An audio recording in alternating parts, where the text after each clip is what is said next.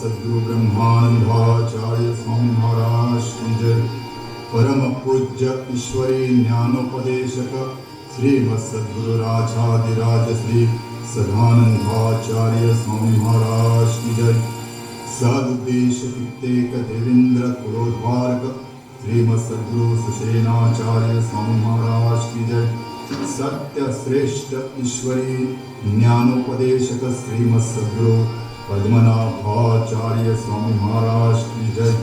88 सहस्रमुनि मालांकित अधिकारी श्रीमद सद्गुरु यशवंतराज स्वामी महाराज की जय। राजाधिराज श्री दत्तराज स्वामी महाराज की जय। श्रीपाद श्री वल्लभ श्री गुरुदेव दत्त। श्री गणेशाय नमः। श्री सरस्वते नमः। श्री गुरुभ्यो नमः। श्री सांब सदाशिवाय नमः। मातृदेवताय नमः। पितृदेवताय नमः। ग्रामदेवताय नमः। कुलदेवताय नमः। ओम तत्सत्। अनादि निर्गुण निराकार निरामय परब्रह्मणे नमो नमः। ओम नमो भगवते वासुदेवाय नमः। ओम नमो शिवाय नमः।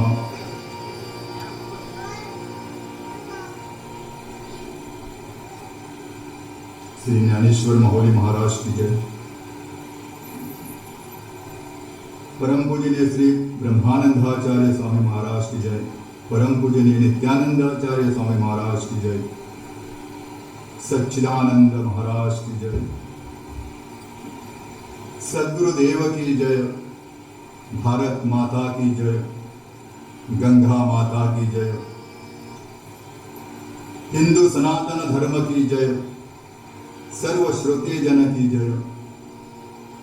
भक्त माल की जय। हर हर हर हर महादेव। हर हर हर हर महादेव। हर हर हर हर महादेव। प्रातः स्मरणीय सद्गुरु माऊली वंदन करू। माऊली ज्ञानेश्वर माऊली या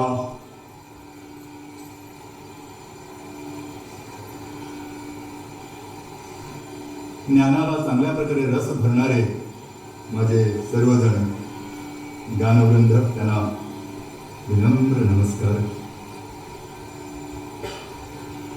त्याचबरोबर या सभागृहामध्ये विराजमान झालेले माझे सर्व माता पिता देवगण बंधू भगिनी सर्वांचा प्रेम जय सच्चिदानंद। आज श्री गुरूंच्या कृपा आशीर्वादाने आणि आपणा सर्वांच्या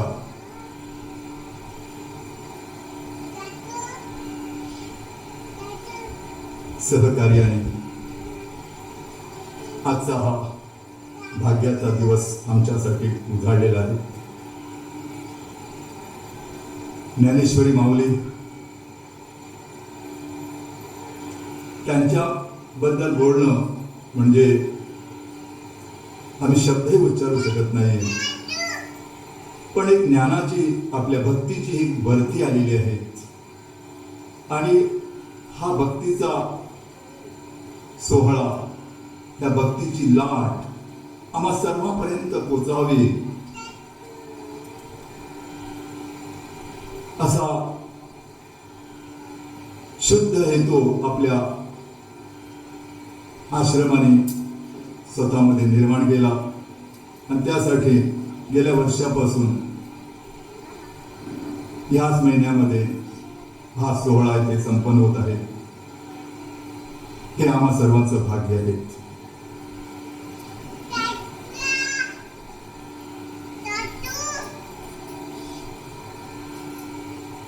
ज्ञानेश्वरी पूर्ण गीतेवर आधारलेले आहेत। कालच आम्ही सांगितलेलं आहे पण ज्ञानेश्वरी म्हणजे जसं आपण भागवतामध्ये कथाकथन करतो, श्रवण करतो, अशा प्रकारे नाही आहे. कारण हे एक तत्वज्ञान आहे. हे तत्वज्ञान आमच्या मुळाशी आहे, संपूर्ण प्राणी जातीच्या मुळाशी आहे. आणि खास करून आम्ही मनुष्य प्राणी आहोत आणि मनुष्य प्राण्यांना हे तत्वज्ञान समजलं पाहिजे, तरच जीवनामध्ये सुख, समाधान आणि जीवनाची जी किती कर्तव्यता जी आहे, ज्यासाठी आपल्याला हा मनुष्य जन्म भेटलेला आहे, ही किती कर्तव्यता पूर्ण होते, नाही तर ती होऊ शकत नाही. कारण जन्माला आल्यानंतर शेवटचा क्षण म्हणजे मरण. तिथपर्यंत सर्वजण सहज जात असतात. तिथे जाण्यासाठी काही खटपट करण्याची आवश्यकता नाही आहे. पण त्या अवस्थेपर्यंत पोहोचण्याच्या अगोदर आपण जर अशा प्रकारचे प्रयत्न केले, कष्ट घेतले, भक्ती केली, भगवंताचं नामस्मरण केलं, संकीर्तन केलं, तर तिथपर्यंत आपण जातो. पण तिथपर्यंत जात असताना आपला जो मार्ग आहे तो सुकर होतो आणि जेणेकरून जीवनाची अंतिम अवस्था, मुक्त अवस्था ही आपल्याला जिवंत असताना प्राप्त होते. मेल्यानंतर मुक्ती अवस्था प्राप्त होत नाही. ज्ञानेश्वरीमध्ये सुद्धा तेच सांगितलं आहे त्यांनी. निवृत्ती ज्ञानदेव सोपान मुक्ता भाई. तर या प्रकारे आजच्या या दिनी ज्ञानदेव माऊली आपल्या अमृतवाणीतून आम्हाला काय बोध देतात ते आपण श्रवण करूया. त्याच्या अगोदर आपण थोडंसं भगवंताचं नामस्मरण करूया, जेणेकरून आपल्या बुद्धीला तल्लीनता निर्माण करूया, आपल्यामध्ये असलेले विषय बाजूला करूया आणि एकाग्र चित्त निर्माण करूया, जेणेकरून ही अमृतवाणी आमच्या हृदयापर्यंत पोहोचेल. म्हणून मी आमच्या गानवृंदांना विनंती करतो की भगवंताचं नाम. श्री कृष्ण गोविंद हरे मुरारी, हे नाथ नारायण वासुदेव.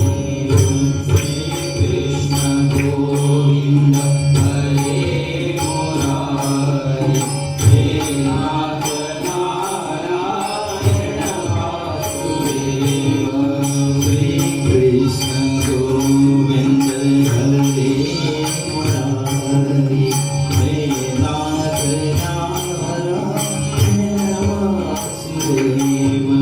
श्री कृष्ण गोविंद हरे मुरारी,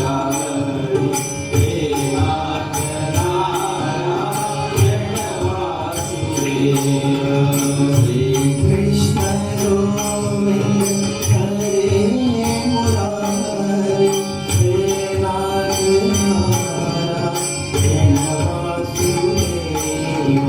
श्री कृष्ण गोविंद हरे मुरारी, हे नाथ नारायण वासुदेव. श्री कृष्ण गोविंद हरे मुरारी, हे नाथ नारायण वासुदेव. श्री कृष्ण गोविंद हरे मुरारी, हे नाथ नारायण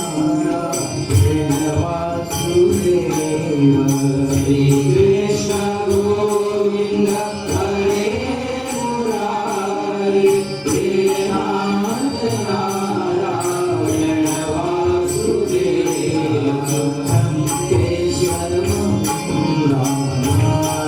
नारायणं कृष्ण दामोदरं वासुदेवं हरे. अच्युतं केशवं राम नारायणं कृष्ण दामोदरं वासुदेवं हरे. अच्युतं केशवं राम नारायणं कृष्ण दामोदरं वासुदेवं हरे. अच्युतं केशवं राम नारायणं कृष्ण दामोदरं वासुदेवं हरे. श्री कृष्ण गोविंद हरे मुरारी, हे नाथ नारायण वासुदेव. श्री कृष्ण गोविंद हरे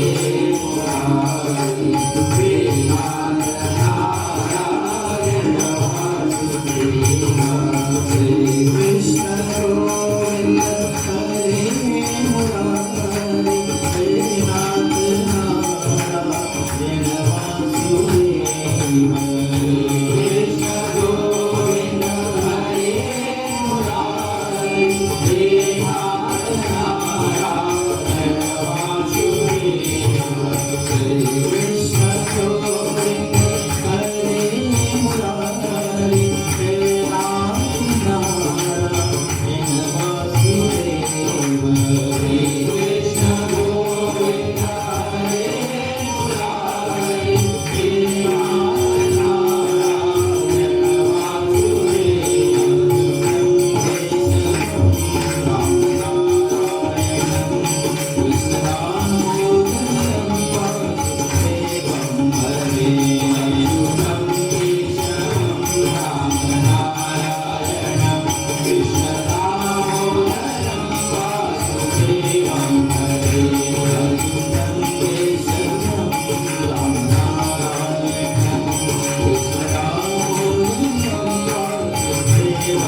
वासुदेवं हरे अच्युतं केशवं राम नारायणं कृष्ण दामोदरं वासुदेवं हरे श्री कृष्ण गोविंद हरे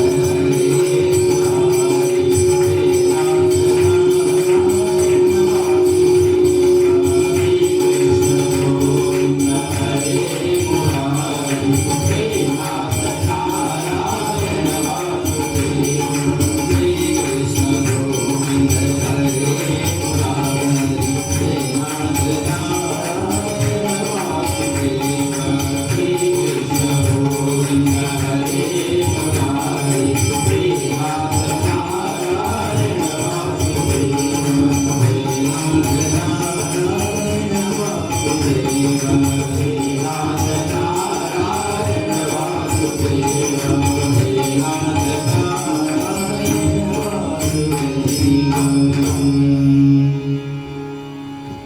ज्ञानदेव माऊली महाराज की जय.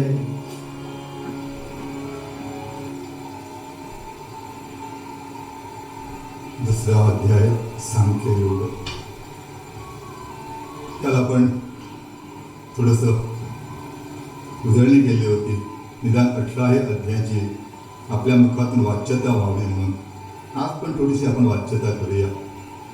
या विषाद योग, सांख्य योग, कर्मयोग, ज्ञान कर्म संन्यास योग, कर्म संन्यास योग, आत्मसंयोग योग, ज्ञान विज्ञान योग, अक्षर ब्रह्म योग, राजविद्या राज्य गुह्य योग, विभूति योग, विश्वरूप दर्शन योग,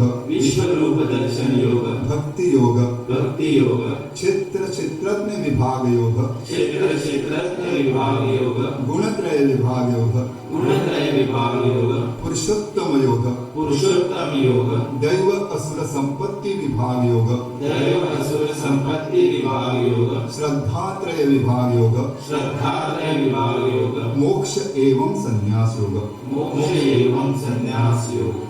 तर या 18 अध्यायापैकी आज आपल्यासमोर माऊली दुसरा अध्याय म्हणजे सांख्य योग. या सांख्य योगामध्ये भगवंत अर्जुनाला कशा प्रकारे संबोधित करतात, त्यांची समजूत घालतात हे आपल्याला बघायचं. त्याच्या अगोदर ज्ञानेश्वर माऊलीने आपल्या गीतेच्या 16वा जो अध्याय आहे दैव असुर संपत्ती विभाग योग, त्याच्यामध्ये 26 तत्व सांगितलेले आहेत. आणि ही सर्व 26 तत्व प्रत्येक प्राणी मात्र म्हणजे मनुष्य प्राण्यांनी सांभाळली पाहिजे. आणि ही जर आम्ही सांभाळली नाही तर आम्हाला दुःख होतंय. जीवनामध्ये समाधान आणि आनंद भेटू शकत नाही. सुखाच्या आणि दुःखाच्या लहरी एका पाठोपाठ येत असतात. दुःख आलं तर कायमस्वरूपी कधी जीवनामध्ये दुःख राहत नाही. पाठीमागून सुख येतंय, पण सुख पण कायमस्वरूपी राहत नाही ना. कोणीही दुःखासाठी खटपट करत नाही, सुखासाठी खटपट करतो. पण ही जी खटपट जी होते, या खटपटीतून आपल्या जीवनामध्ये दुःख येतंय ना. म्हणून त्यासाठी ही जीवनमुक्त अवस्था ज्ञानेश्वर माऊलीने सांगितलेली आहे, ती आपण थोडीशी प्राशन करू. ज्ञानेश्वर माऊली म्हणतात, सर्व प्रकारच्या दुःखापासून मुक्त व्हावे असे प्रत्येकाला वाटत असते. दुःख नको सुख पाहिजे असा माणसाचा सहज स्वभाव आहे. पण माणूस बाह्य भौतिक गोष्टीच्या मागे धावतो आणि आपणच बंधनात सापडतो. आंतरिक परिवर्तनाशिवाय माणूस मुक्त होऊ शकणार नाही. आंतरिक परिवर्तन व्हायला पाहिजे. आपलं बाह्य परिवर्तन मला वाटतं बरंच वर पोचलेलं आहे. आज जर आपली प्रगती जर बघितली तर आपण सर्वांना माहीत आहे, कारण या विज्ञान युगामध्ये आपण सर्वजण चांगल्या प्रकारे त्याची महती प्रदान केलेली आहे. पण ही बाहेरची सर्व उन्नती, बाहेरचा सर्व विकास, आंतरिक विकास काय तो होणं गरजेचं आहे. म्हणून त्यासाठी प्रत्येक माणसाने स्वतःचे दोष ओळखले पाहिजे. दोष आपल्याजवळ आहे म्हणून कोणीही स्वतःला कमी लेखू नका, पण तो ओळखण्याचा प्रयत्न करून त्या दोषापासून मुक्त होण्याचा आपण प्रयत्न करायला पाहिजे. ते घालविता आले पाहिजे. सातत्याने प्रयत्न करून सद्गुण वाढविले पाहिजेत, दुर्गुण टाकले पाहिजेत आणि सद्गुण वाढवले पाहिजेत. ज्ञानेश्वरांनी दैवी व आसुरी संपत्तीचे वर्णन विस्तृत स्वरूपात केले आहे. व्यक्ती, देश, विदेश या सर्वांनीच दैवी संपत्ती वाढवली पाहिजे आणि आसुरी संपत्तीचा पूर्णतया त्याग केला पाहिजे. म्हणून त्या 16व्या अध्यायातील ज्ञानेश्वरांनी दैवी संपत्तीची 26 तत्वे प्रतिपादित केलेली आहेत. ती आपण थोडीशी ऐकूया आणि आपल्या मुख्य प्रभावाकडे आपण वळूया. पहिलं जे तत्व आहे ते अभय. अभय म्हणजे काय? तर सर्वत्र आत्मतत्व भरलेलं आहे हे जाणून भयाची गोष्ट नाहीशी करणे. कारण आत्मतत्व सर्व ठिकाणी आमच्यामध्ये आहे आणि हे आत्मतत्व नाशिवंत आहे, शाश्वत आहे. हे जर आपण जाणून घेतलं तर आपल्याला भय करण्याची काहीही आवश्यकता नाही आहे.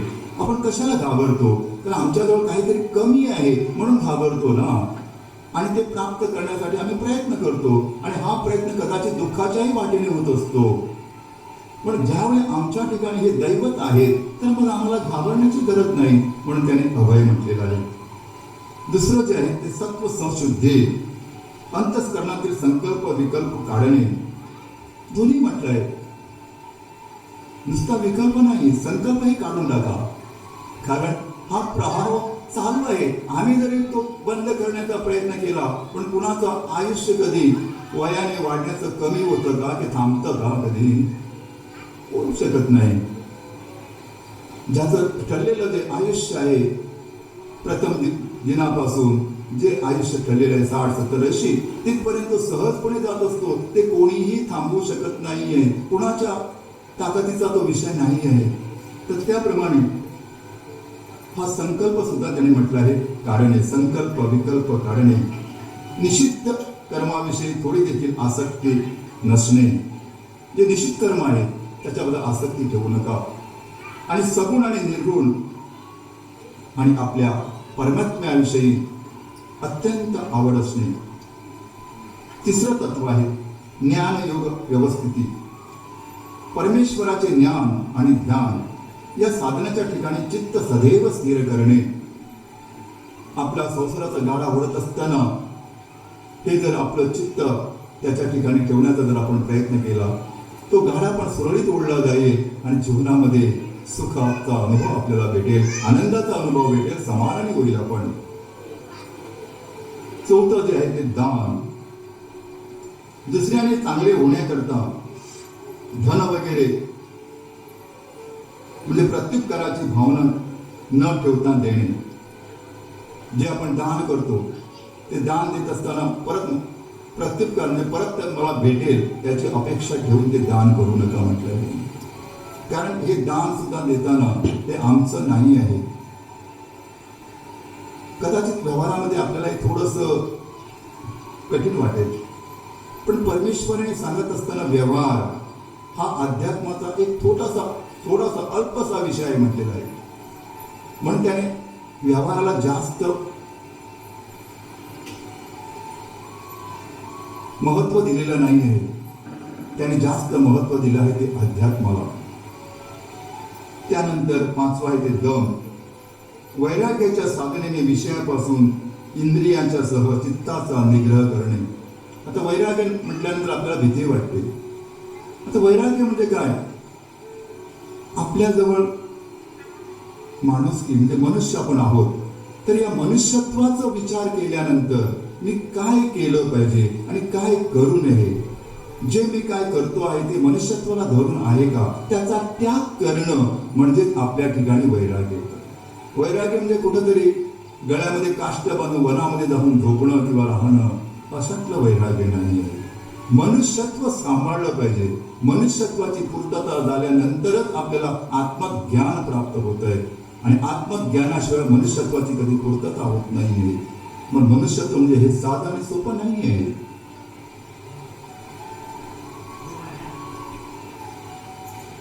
सहावं सांगितलंय त्यांनी यश. शास्त्रसिद्ध पद्धतीने अग्नीत हवी प्रेक्षक रूप यज्ञ करणे अथवा सगुण मूर्तीची पूजा करणे. जसे आपल्या ठिकाणी फोटो आहे, मूर्तीची जी काय आपल्या घरामध्ये देवघरामध्ये जी आहे त्याची पूजा करणे. स्वाध्याय. परमेश्वराच्या प्राप्तीसाठी वेद मंत्राचा अथवा नाममंत्राचा नित्य जप करणे. तप. व्रताने शरीर इंद्रिय प्राणाची आटणी करणे आणि आत्मानं आत्मविवेक जागृत करणे हे अत्यंत महत्वाचं आहे. शरीर इंद्रिय आणि प्राणाची आटणी करणे. आता आटणी करणे म्हणजे त्यांना सुकवणं असं नाही. जी बाह्य विषयाकडे धाव घेतलेली आहे यांनी सर्वांनी, शरीर इंद्रिय प्राणाने, कारण प्राण हा त्यांचा चालक आहे. मग त्या इंद्रियाबरोबर तो असतोच, म्हणून त्याला तिथे सुद्धा त्याच्यामध्ये घेतलेला आहे. आपण म्हणतो कोणतरी एक माणूस गटारामध्ये पडला म्हणजे त्या माणसाच्या अंतरस्थ असलेला जो आत्मा तो सुद्धा गटारात पडला असं आपण म्हणतो ना. नाही, त्याचा स्वभाव त्याचा गुण त्या गटारामध्ये पडलेला आहे. त्याप्रमाणे ह्यांना सुकवणं असा याचा अर्थ नाही. आटणी करणं म्हणजे ह्यांना एकाग्र करणं. बाह्य विषयाकडे भाव घेणारी इंद्रिये त्यांना अंतर्मय करणं, याला आटणी म्हटली जाते. आर्जव. सर्वांच्या बरोबर अत्यंत सौजन्याने बोलणे वागणे. सौजन्याने, प्रेमाने, आदराने. अहिंसा. काया वाचा मनाने कोणालाही न दुखविता आपलं सुख वाढवणं. आपलं म्हणजे सहज दुसऱ्यांचंही सुख वाढतं, आपलंही वाढतं. सत्य. कानाला गोड, परिणामी हितकारक व संदेह निवर्तक बोलणे. अक्रोध. कोणी किती रागावले तरी क्रोध न करणे. तर हे होण्यासाठी आपल्याला मनुष्यत्वाची पूर्तता करावी लागते. मनुष्यत्व सांभाळावं लागतं. आणि मनुष्य म्हणजे नेमकं हे काय आहे ते समजल्यानंतर मग सहजासहजी आपल्याला क्रोध येऊ शकत नाही. कारण क्रोध काय, तो भयामुळे क्रोध येतो, मगाशी सांगितल्याप्रमाणे. मग भय जर माझ्यामध्ये नाही, मी निर्भय जर आहे, मग मला क्रोध का यावा? त्याने माझ्यासमोर किती वाईट बोलू द्या, मला क्रोध येण्याची शक्यताच नाही आहे, आवश्यकता नाही आहे. त्या अहंकारपूर्वक संसाराचा त्याग करणे. अहंकारपूर्वक संसाराचा त्याग करा म्हटलं आहे. कारण अहंकारामध्ये शक्ती आहे. आपण सुद्धा अहंकाराने मोठा होतो ना, फुगतो अहंकाराने ना. वाईट कर्म करत असताना सुद्धा अहंकाराने ते न होत असलेलं कर्म सुद्धा आपण अहंकाराने करतो ना. म्हणून त्यासाठी अहंकारामध्ये वेगळी शक्ती आहे. म्हणून त्यासाठी संसाराचा सुद्धा त्याग करत असताना अहंकारात परत म्हटलंय त्यांनी, तो शब्द वापरलेला आहे त्यांनी. शांती. ज्ञाता व ज्ञेय यांच्या मर्यादा नष्ट होऊन अमर्याद ज्ञान प्रकट होणे. कारण आम्ही स्वयं अमर्याद आहोत. पण भगवंताने सुद्धा मर्यादेच्या कक्षेमध्ये येऊन आम्हाला ज्ञान देण्याचा प्रयत्न केलेला आहे. स्वयं भगवंत राम अवतारामध्ये मर्यादा पुरुषोत्तम म्हटलेलं आहे त्यांना.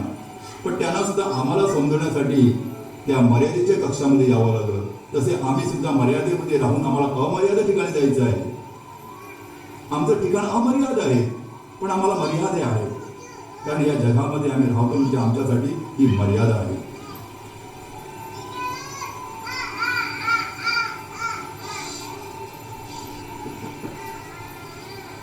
अपैशून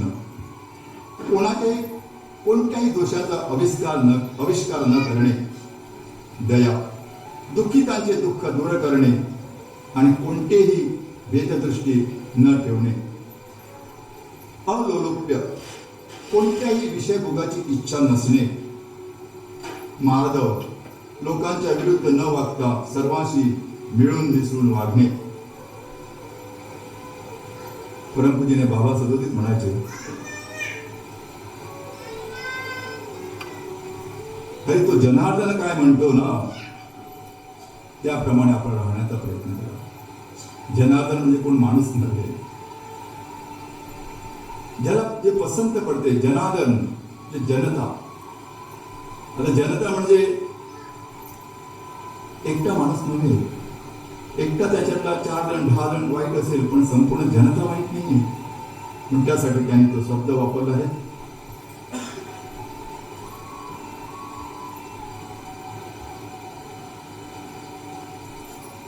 अत्यंत महत्वाचं तत्व वापरलं, री. आपण सुद्धा कधी म्हणतो ना की री आपण ओढू नका किंवा ओढा. तर रीचा त्याने अर्थ सांगितलेला आहे, पुन्हा पुन्हा जन्म मरणाच्या चक्रात फिरण्याची लाज वाटणे, याला री म्हटलेलं आहे.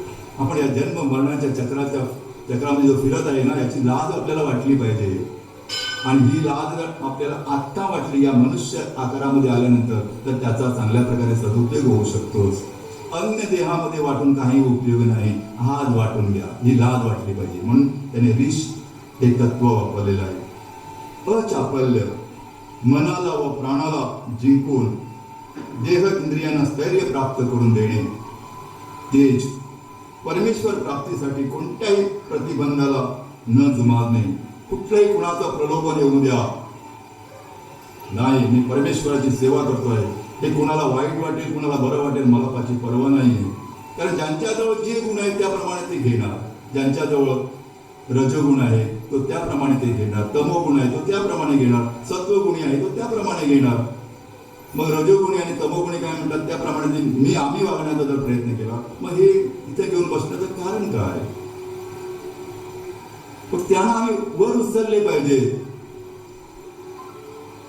त्यांची समजूत घातली पाहिजे. तुम्हाला वाटतं तसं नाही आहे. ते कानाला गोड वाटलंच म्हणजे सर्व मनाला गोड वाटतं असं नाही, अंतस्करणाला गोड वाटतं असं नाही. कारण कानाला जी सवय झाली ते त्याला गोड वाटणार. मग कानाला कुठली गोडी लावली पाहिजे, तर सत्वज्ञाची गोडी लावली पाहिजे.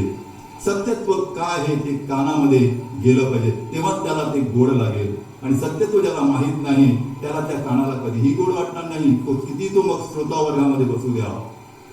अशा प्रकारे सांगितलेलं आहे. त्यानंतर क्षमा, दुसऱ्याने केलेला अपराध सहन करणे व त्याबद्दल अभिमान नसणे. सहन केल्यानंतर अभिमान सुद्धा असता कामा नये. धैर्य, त्रिविध दुःख सहन करण्याची मानसिक बल असणे. ज्ञान ध्यान संपादन करण्याचे कष्ट सहन करणे. शौर्य, शास्त्रशुद्ध आचार करणे. शास्त्रशुद्ध, कारण आम्ही माणूस आहोत, आम्हाला एक शास्त्र दिलेलं आहे, त्या शास्त्रशुद्धीप्रमाणे आम्ही आमचं आचरण ठेवलं पाहिजे. अंतःकरणात आत्मविवेक जागृती असणे, कारण आपल्या ठिकाणी आत्मा आहे, मी स्वयं शरीर नसून मी आत्मा आहे, याची जागृती नित्य मला असली पाहिजे. तेव्हाच मी अशाप्रमाणे वागू शकतो किंवा वागेल. अद्रोह, आपल्या स्वार्थासाठी दुसऱ्याचा घात न करणे. अमानित्व, सविसावं तत्व, लोकांनी दिलेल्या मानाविषयी संकोच पावणे. लोकांनी मान दिला म्हणून रोरून जाऊ नका, संकोच बाळगता नाही, मी त्याला अधिकारी नाही, आम्ही त्याचे अधिकारी नाही, अधिकारी कोणतरी वेगळे आहे, आम्ही निमित्त मात्र आहोत म्हणून ते बसलेलो आहोत, बस एवढंच. अधिकारी ते आहे, सद्गुरू अधिकारी आहे. म्हणून त्यासाठी संकोच हा संकोच असला पाहिजे.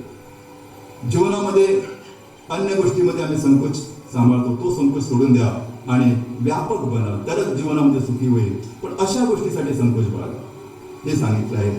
अशाप्रमाणे या 26 गुणांनी जीवनमुक्ती लाभते. आणि त्याने दुर्गुण पण सांगितलेले, 6 दुर्गुण सांगितलेले आहे, ज्याच्या बंधनात आपण कधीही पडू नका. ते कुठले आहेत? दंभ, आपण केलेला धर्म जगामध्ये कीर्तीकरता जाहीर करणे. म्हणजे माझा धर्म तेवढा सर्वश्रेष्ठ आहे, म्हणजे हिंदू धर्म, ख्रिश्चन धर्म, मुस्लिम धर्म हे धर्म नव्हे आहे, त्याला धर्म म्हणत नाहीये. आम्ही सर्व एक आहोत. आम्ही सर्व एक आहोत हे ध्यानामध्ये ठेवा.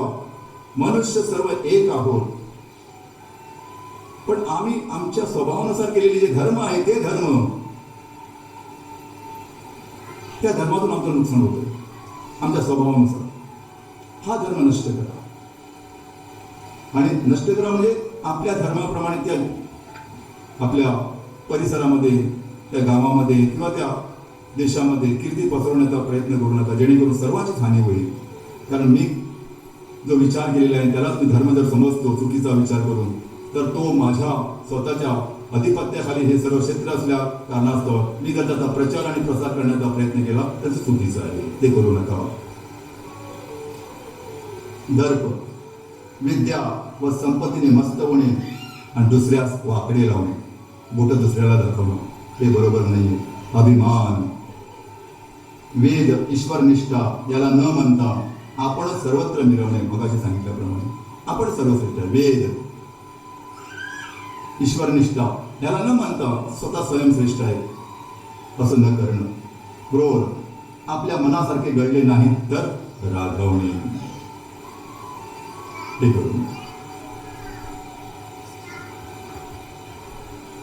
पारुष्य, प्रत्येक क्रिया दुसऱ्याचा घात होईल याप्रमाणे करणे, दुसऱ्याला कसा त्रास होईल अशाप्रमाणे क्रिया करणं, हे न करणं.